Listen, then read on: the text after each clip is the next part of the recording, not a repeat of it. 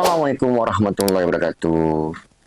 Selalu menanti hal yang baru dalam konten khusus monolog Jalan Hari. Sahabat Hari, kali ini saya akan membawakan satu hal yang menurut saya perlu tersampaikan ke publik sebagai bagian untuk pencerdasan informasi dan juga bagian upaya untuk memberikan pendidikan politik kepada masyarakat Indonesia termasuk juga di Aceh. Apa itu? Saat ini saya sudah membuat satu pencermatan yang menarik dan juga penuh khazanah ilmu terkait keberadaan eksistensi Golkar sampai saat ini atau dalam kondisi terbaru. Bagaimana perjalanan Golkar ataupun tapak tilas Golkar hadir mewarnai belantika politik Indonesia.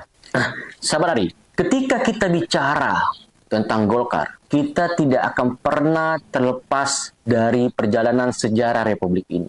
Kenapa? Karena kehadiran Golkar menjadi warna tersendiri karena sudah melampaui partai-partai lain, walaupun ada beberapa partai yang memang notabene-nya adalah partai-partai yang hadir pada levelitas yang sama. Golkar hari ini sudah berjalan kurang lebih 6 dekade, 60 tahun.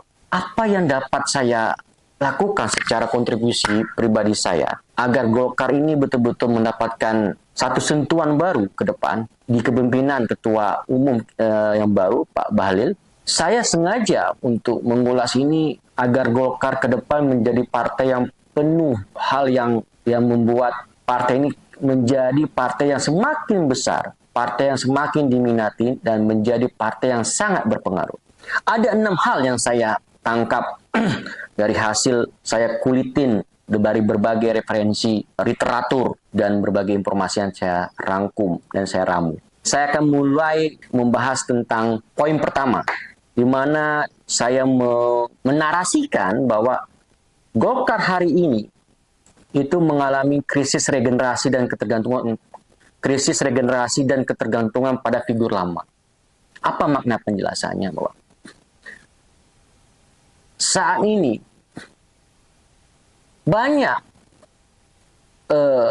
kader partai ya dari Golkar itu tidak mampu dan stagnan ya untuk mengambil sikap politik pada saat momentum-momentum sakral ya,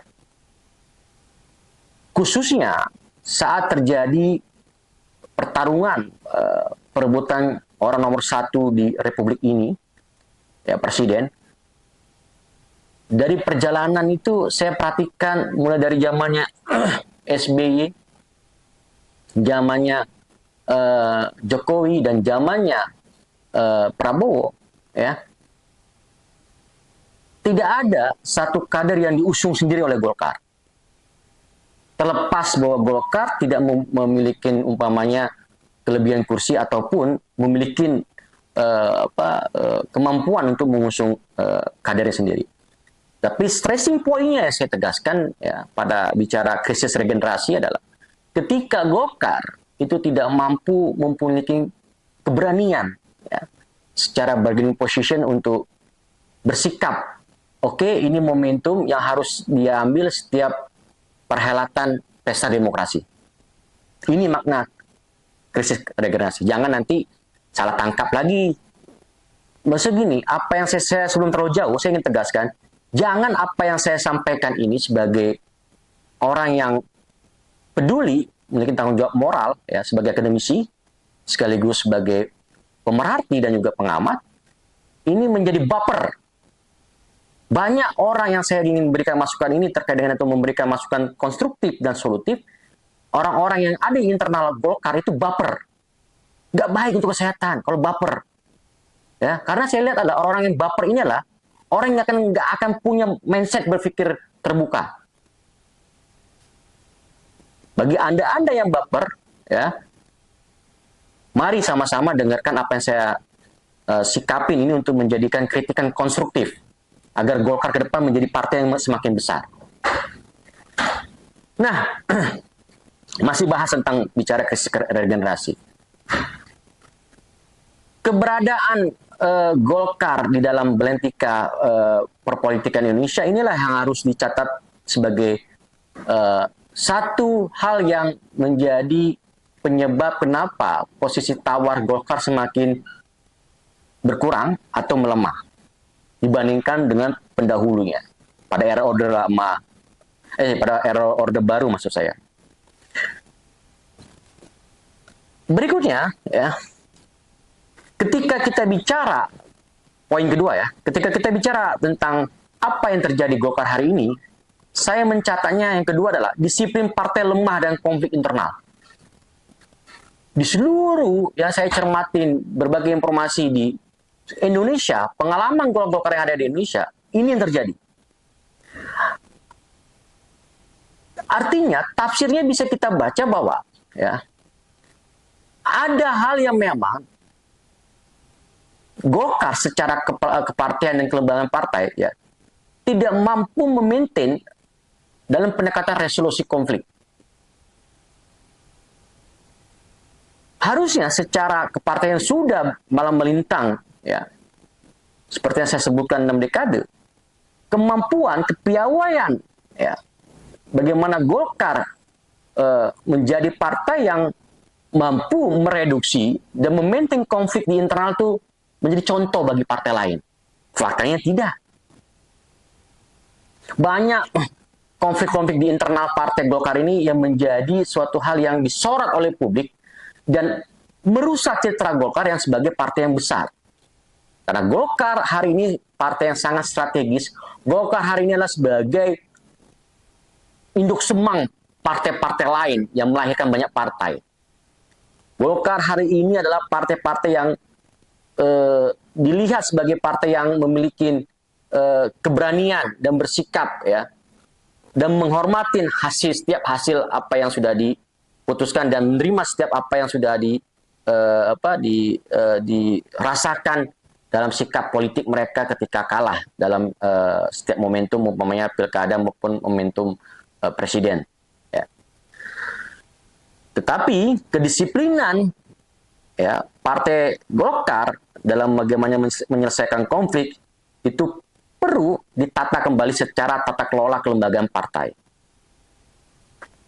Ketiga, sahabat Ari, nah sebelum terlalu jauh, saya berharap mari berikan hal yang positif untuk channel ini dengan like, share, dan subscribe channel ini agar kita memberikan semangat ke depannya agar lebih banyak konten-konten yang sangat bermutu, inspiratif, dan mampu memberikan kontribusi nyata kepada publik agar konten-konten ini ya, hadir sesuai dengan apa yang menjadi harapan kita semua, khususnya ya, terhadap platform apa yang sudah kita tentukan, mulai dari monolog, inspiratif, dan banyak hal yang nanti akan kita lakukan. Maka saya berharap like, share, dan subscribe itu menjadi semangat kami.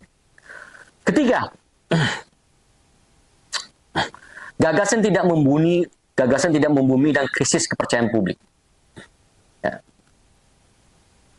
Banyak kesalahan Golkar dalam memaintain isu, ya, di dalam mengelola isu yang cenderung ya itu menegasikan Golkar semakin terpuruk secara trust publik.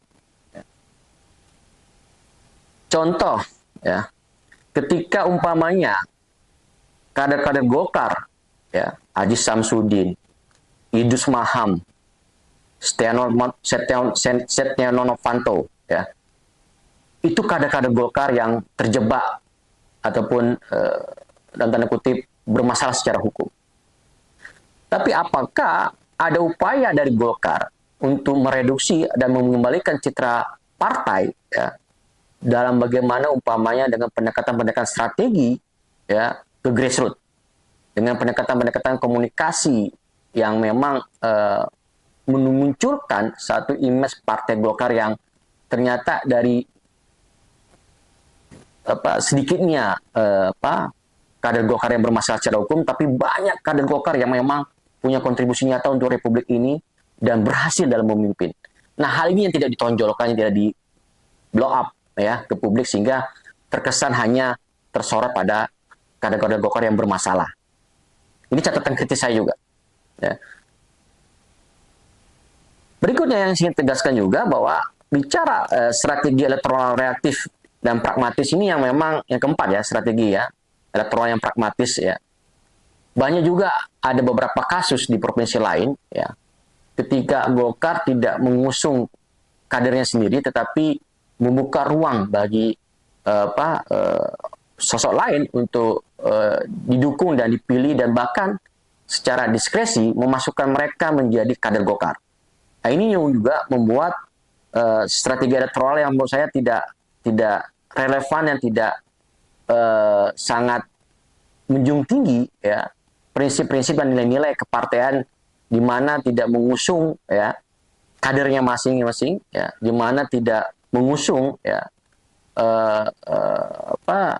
orang-orang yang memang sudah berjibaku, orang-orang yang sudah mengabdi pada Golkar untuk diberikan ruang agar bisa eksis dalam perhelatan setiap momentum politik di pilkada maupun di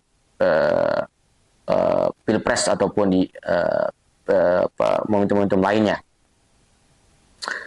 Dan ini strategi-strategi elektoral yang reaktif, pragmatis dan oportunis inilah yang harus dihilangkan karena jangan sampai kesan publik Golkar semakin pragmatis dan oportunis di dalam menolak secara kepartean. Ini menjadi citra buruk bagi Partai Golkar ke depannya sehingga nanti yang ada ujungnya bukan lagi trust ya bagi Golkar untuk semakin baik.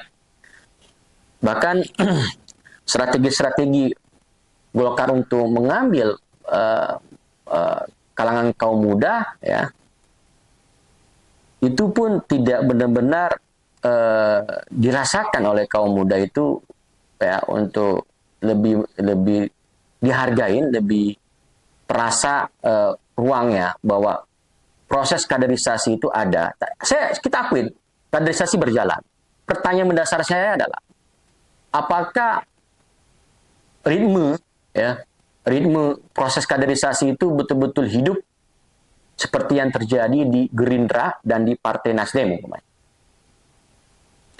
Apakah umpamanya sekolah demokrasi bagi Golkar atau sekolah kader Golkar ya itu betul-betul terpelihara secara proses jejak pendampingannya ya. Karena yang kita lihat ya Nasdem itu udah disekolahkan banyak sekolahnya ya dan berhasil, termasuk PDIP juga saya kelupaan ya didukung ya termasuk kader-kadernya juga, PDIP demikian juga dan Gerindra demikian juga. Nah tapi ada saya nggak ngerti apakah Golkar tidak punya kepedean dan percaya diri tinggi ketika ingin mengusung kadernya dalam momentum krusial di setiap pertarungan di pilkada maupun di presiden. Ini yang agak saya nggak nyangkutnya bahwa kenapa logika saya nggak bisa. Ini apakah memang Golkar takut kalah atau Golkar memang nggak punya keberanian lagi bersikap atau memang Golkar cenderung main aman. Nah ini yang menjadi satu hal yang harus dijawab oleh Golkar sendiri. Berikutnya ada identitas partai semakin kabur. Dulu kan ada statement bahwa suara Golkar suara rakyat. Lantas Ketua Bahlil baru-baru ini merubah suara rakyat adalah suara Golkar. Bahkan cara Golkar yang didengungkan sebagai Party of ID juga, Party of ID juga tidak betul-betul dirasakan itu. Ada hal yang telah luntur ya, dalam membangun satu identitas kepartaian. Ini yang harus, Party of ID itu harus bagaimana menurunkan ini dalam blueprint perencanaan kelembagaan partai. Apakah identitas itu masih relevan dan masih cocok dengan partai hari ini? Apakah membutuhkan satu identitas yang memang menjadi perkat, menjadi cerminan partai yang harus dilakukan oleh semua kader Golkar untuk bisa menjalankan agar membekas di ingatan masyarakat, agar terlihat nyata bahwa cerminan dari identitas partai itu ya seperti ini. Nah, apakah itu sudah dilakukan oleh Partai Golkar? Jangan sampai ya keberadaan tagline atau identitas ini itu tidak ada dalam Partai Golkar. Kalau itu sudah tidak ada, maka bisa kita katakan Golkar menjadi partai yang bingung untuk bersikap, ya, bingung untuk menentukan arah masa depannya seperti apa. Kalau tidak ada identitas kepartaiannya, saya berharap adalah upaya-upaya untuk bagaimana Golkar melakukan kritik pada internal ya, agar menjadi satu ya muatan untuk memperbaiki agar partai ini semakin besar ke depannya. Sehingga Golkar dalam setiap era dan zaman selalu ada dan akan selalu mendapatkan tempat di hati, karena image bahwa Golkar adalah kalangan tua, kalangan muda cenderung dilupakan, kalangan muda juga terlalu takut untuk bersikap, untuk mewarnai dalam momentum-momentum krusial di dalam setiap perhelatan. Ini juga menjadi catatan-catatan serius. Terakhir yang ingin saya tegaskan, yang keenam adalah implementasi kebijakan ya tidak terukur. Ya. Ada ketidaksinkronan dalam pola perjuangan visi misi Golkar antara level nasional dan level provinsi. Nah, ke depan saya berharap bahwa kebijakan-kebijakan yang disusun oleh Golkar secara kelembagaan partai juga harus masuk dalam muatan dari akar rumput, ya, terinternalisasi lalu mengkristal menjadi satu perencanaan jangka panjang Golkar. Sehingga itu kayak dulu kalau pada era-era Orde Baru itu ada garis-garis besar haluan negara. Mungkin itu bisa dibuat, mungkin garis-garis besar haluan Partai Golkar. Jadi itu menjadi rule-nya bagi siapapun yang ingin masuk Golkar, itu menjadi cara untuk memperjuangkan sama-sama. Jangan mementingkan ego masing-masing daerah, ya, yang tidak mensinkronkan, tidak mengharmonikan dengan apa yang menjadi kebijakan di level pusat. Tetap ada ya muatan-muatan daerah yang juga harus diperhatikan oleh Golkar. Jangan sampai, khusus untuk di Aceh ya, jangan sampai dengan muatan-muatan kedaerahan itu tidak ada lagi diperjuangkan oleh Golkar Aceh, yang itu dia harus bertarung dengan keberadaan partai lokal di Aceh. Sehingga Golkar juga menjadi satu partai yang dianggap punya nilai strategis secara kekuasaan dan politik ketika dihadapi pada pertarungan antara partai nasional dan partai lokal, ketika posisi Golkar tidak mengakomodir muatan kepentingan kedaerahan. Dan itu diambil oleh partai lokal. Jangan sampai kegagalan-kegagalan ini akan terjadi. Nah, catatan lain dari yang 6 tadi saya jelaskan bahwa kepiawaian Golkar untuk membangun satu koalisi, membangun satu bargaining position ya, atau mempengaruhi ya setiap kebijakan ya, itu tidak terasa bagi saya selaku orang yang mengamati dari luar dan akademisi, baik dalam lokal maupun dalam nasional. Ya. Harusnya Golkar adalah partai tua, Golkar punya posisi yang luar biasa dalam kancah perpolitikan nasional, Golkar punya andil yang luar biasa di dalam menentukan arah kebijakan Indonesia pada era-era yang dahulu, ya. Tapi itu tidak terlihat pada kondisi kekinian hari ini Golkar. Bahkan itu sampai dalam konteks lokal di Aceh sekalipun, ya, di mana harusnya Golkar dengan mampu membuat suatu koalisi, ya, yang memang dimotorin dan digawangin oleh Golkar. Dan itu tidak terjadi. Walaupun dalam secara nasional itu tidak dilakukan, tapi minimal selemah-lemahnya iman bagi Golkar, bagi saya melihatnya ada upaya-upaya konsolidasi di Golkar untuk memaintain jalannya arah politik nasional sesuai apa yang menjadi kepentingan dan kebutuhan partai maupun konstituen Golkar. Nah, ini yang saya lihat masih lemah Golkar di dalam bagaimana menjadi leader ya untuk menggawangin partai-partai lain agar mampu untuk menjadi satu gerakan secara kolektif membesarkan negara dan republik ini, termasuk bagaimana memperjuangkan apa yang menjadi visi misi Golkar dan konstituen Golkar. Nah, kesimpulannya ya bahwa Golkar memerlukan transformasi ya struktural, bukan sekedar taktis ya, untuk mengatasi kelemahan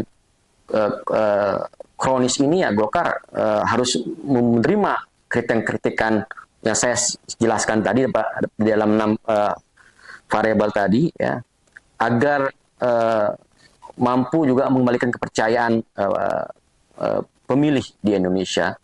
Dan Golkar juga harus menyesuaikan dengan kondisi kekinian yang perlu pendekatan-pendekatan kampanye dan sosialisasi digital, perlu bagaimana lebih dekat dengan kalangan pemilih pemuda yang kita ketahui bahwa ini menjadi ladang besar untuk disiasati mengakomodir pemilih-pemilih pemuda dan atau kalangan muda untuk bisa masuk ke Partai Golkar.